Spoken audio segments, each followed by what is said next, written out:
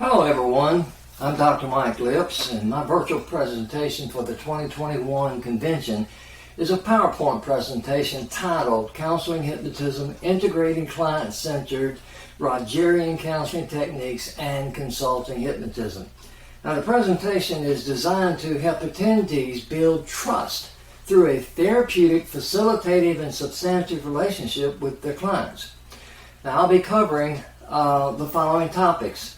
First, what are the two phases of an effective client-centered counseling relationship? Second, what are the three counselor attitudes for building a therapeutic, facilitative, and substantive relationship?